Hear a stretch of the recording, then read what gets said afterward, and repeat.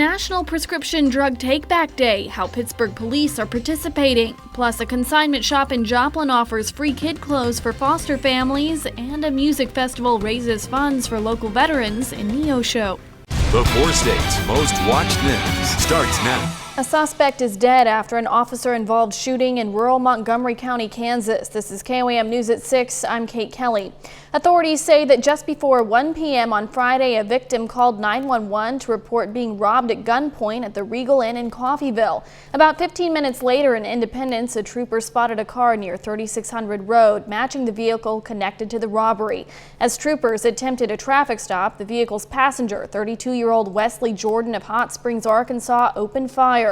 A trooper returned fire and a police pursuit ensued. A deputy fired at Jordan, then a trooper fired at Jordan when he exited the minivan. Jordan was pronounced dead at the scene by Montgomery County EMS. No law enforcement officers were injured during the incident. The driver was a 26-year-old woman from Coffeyville, arrested for charges related to the armed robbery. The Pittsburgh Police Department participated in National Prescription Drug Take-Back Day today. Earlier in the day, 4-staters could visit the Pittsburgh Law Enforcement Center to dispose of potentially dangerous, expired, or otherwise unwanted prescription drugs. The service was free of charge, and people dropping off medications were allowed to stay anonymous. As the Rialanas Children's Consignment event wraps up its last day, many consigners involved elected to donate their unsold items to local foster families. Out of 500 consigners, about 30% opted to donate, helping out families struggling during the pandemic. Unsold items are usually donated to local organizations, but after seeing a need in the community, foster families were able to sift through around 9,000 items for their foster kids free of charge. Items range from clothing, furniture, toys, and more. Some of these foster families have been laid off or furloughed, so their income has been impacted significantly. So if it weren't for this, they would be very limited and have to rely on organizations that are really tapped out right now. Sherry is hoping to continue with the foster donations each year. Nick Kelly joins us now with our first look at weather on another chilly day. Yeah, at the very least, we kept things quiet, though, and dry. We're not going to be able to say the same, though, as we get next week underway, though, Kate. In the meantime, though, ahead of our next storm system on the way, we do have cloudy skies in place, and that has kept temperatures in the upper 40s to about 50 degrees across many locations. Again, though, we are dry to start this evening out. But you'll need to bundle up. We're 41 in Iola, 49 in Commerce. Everyone mainly in the lower to upper 40s. But temperatures won't be dropping off a whole lot as long as that cloud cover stays in place. We'll slowly drop back most locations very slowly through the mid 40s for the rest of the evening and into the overnight.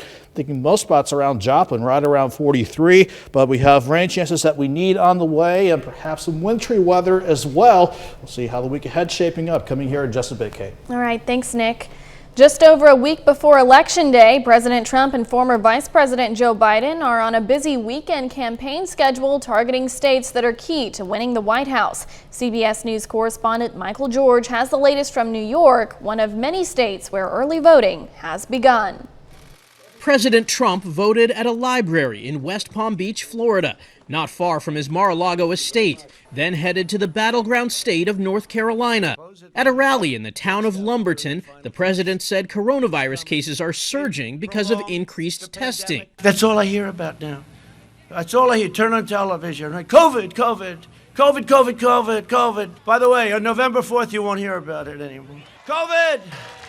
COVID! Please don't go and vote. The president also holds rallies in Ohio and Wisconsin today. I'll shut down the virus, not the economy. At the first of 2 drive-in rallies in Pennsylvania, Democratic challenger Joe Biden continued to slam the president's handling of the pandemic. What I told him at the debate, we're not learning how to live with it. You're asking us to learn how to die with it. And after a Philadelphia rally this week, former President Barack Obama campaigned in Miami for his 2-term VP. He also sat down with 60 Minutes. He was asked, what's your priority in your second term? What did Trump say? He got mad and walked out of the interview. He thought the questions were too tough. Like many early voters across the nation, people stood in long lines in New York City. They probably could have opened a couple more early voting areas, but I get it. And this is day one. Our vote is our voice, so we need to make sure that everything that we want to see the country be, we at least put our vote forward. So far, 53 million Americans have cast early ballots, shattering records. Michael George, CBS News, New York. When he voted this morning, President Trump said his experience was, quote, perfect, adding that it was a very secure vote.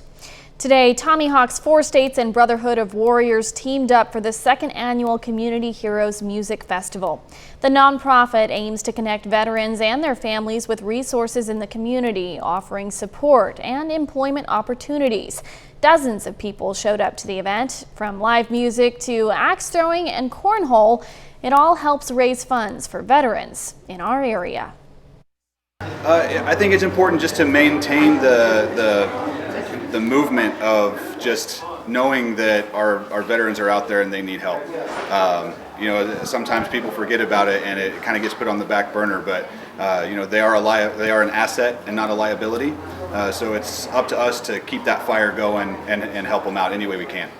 If you'd like to learn more about Brotherhood of Warriors, you can check out this link in the story on our website at KOAMnewsnow.com. We take this time now to honor another 4-state hero.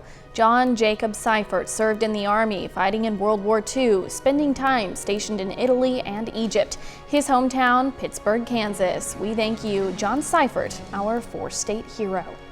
That's just some of today's top stories. Just ahead, how a car shop owner in Newton County is bringing together motor enthusiasts to help out a local woman fighting cancer. Plus, new data breaks down an explanation for the declining death rate of COVID-19. Details coming up. A new study helps explain the declining death rate from COVID-19. Naomi Ruckham has a look at some of the week's top health stories. Researchers testing the drug Actemra as a treatment for COVID-19 found it does not ease symptoms or prevent death. The medication is commonly prescribed for rheumatoid arthritis, and earlier research suggests it might be an effective treatment for moderately ill hospitalized COVID patients. The study in the New England Journal of Medicine found no benefit. At the peak of New York's coronavirus outbreak, the death rate for hospitalized patients reached 27%. A study by the NYU School of Medicine found by mid-August the rate had dropped to 3%. Researchers say the decline was in part because the infection was spreading to younger, healthier people. Plus, doctors are gaining experience in how to treat the disease. And a new study published in the British Medical Journal finds the use of steroid inhalers or tablets to treat asthma increased the risk of brittle bones and fractures. Doctors say prolonged use and higher doses made the risk even higher. Those are some of the week's top health stories. Naomi Ruckham, CBS News, New York. In an effort to help support a local woman fighting stage 4 cervical cancer, an auto shop hosted a car show and Neo Show today. A variety of vehicles showed up to support the cause. The owner of Mahan Automotive says he saw Haley Onstott's GoFundMe page online and was moved to help out with medical expenses. She has a GoFundMe online. I was seeing that, seeing she needed some help. And I'm part of a Midwest Car Club here in Neo Show. And that's what we do, is we try to put on car shows, events to raise money for people in need. All of the money raised at today's event will go directly to Haley Onstott. A little later, how firefighters in Kansas are coming to Colorado's aid. Plus, we are quiet for this evening, but it really starts to pick up next week. Forecast up next.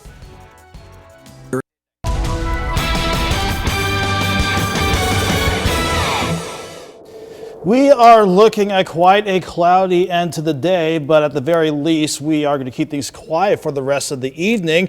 In fact, had a little bit of hiccup on the graphics here, but we are still running okay. In fact, let's break down where we've been throughout the course of today. Even though it was cloudy, we did not see anything in terms of rainfall, but at least we're finally getting at least something this month. Almost 7/10 of an inch of rain, down below our normal of 39 inches so far for the year by about 1.2 inches. So we still need the rain, but boy, we are definitely going to pick up on rain chances. And maybe something else too along the way as we go into late tomorrow and through a good portion of early next week. But temperatures, that's been the big story overall. After a record-breaking I believe it was a Thursday with highs around 85. We tanked into the 40s all day yesterday. We started in the upper 30s this morning. The best we could do was upper 40s at Joplin this afternoon. At least we're still looking okay if we look outside across eastern Cherokee County back toward southwestern Missouri. And around Joplin, it's quiet just the same, but cloudy aplenty up top. 46 in Joplin with a northeast breeze at 6, leaving the humidity at 68%. Most of us, in fact, everybody around the Joplin Metro, either at 45 or 46 degrees, from Pittsburgh to Fairland, from Commerce, all the way over to Carthage, Diamond, and even Sarcoxie, and even around the wider scope of the area. 41 in Iola, one of the cooler spots. Contrast that to 45 in Cassville, 46 in Bentonville.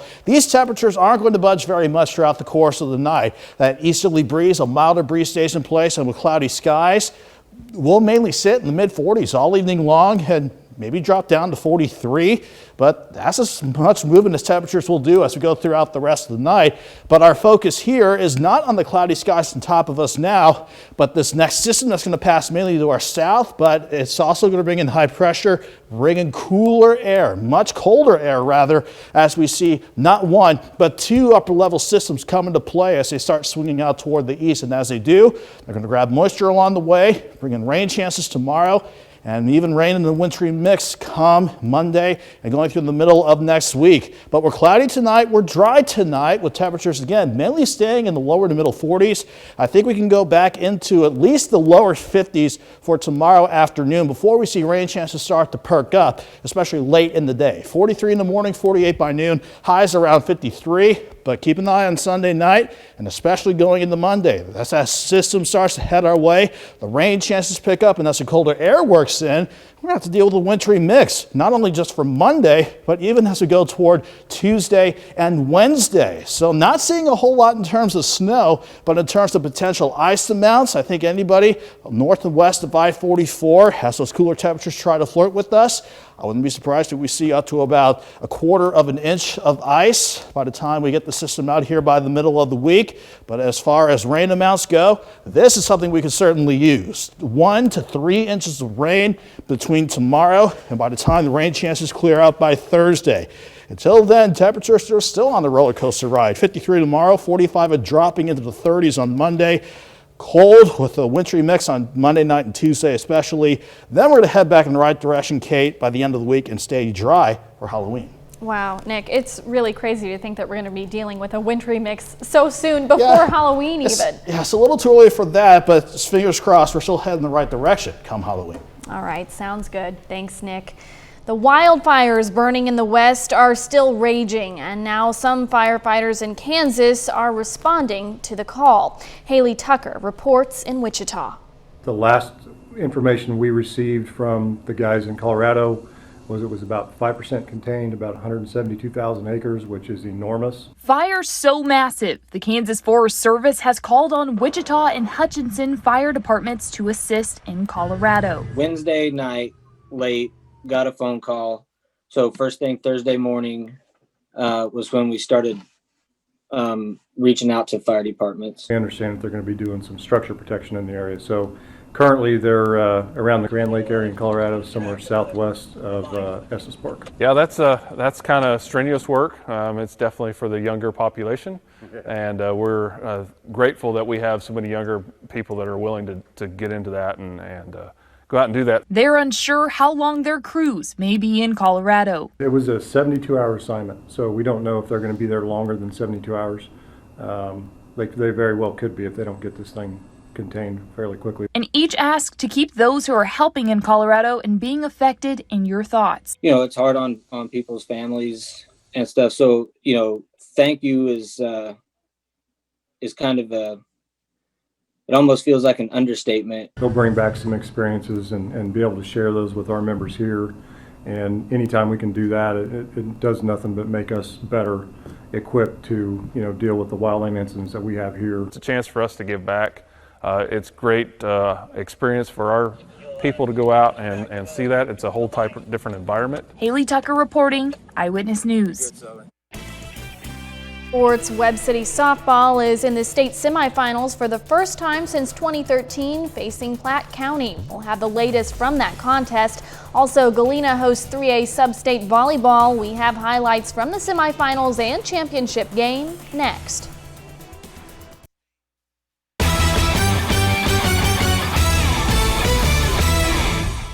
Welcome back. After beating Bolivar 7-3 on Thursday, Webb City softball is back in the state semifinals for the first time in 7 years. Today, the Cardinals look to advance to the Class 4 state championship game, facing Platte County on the road.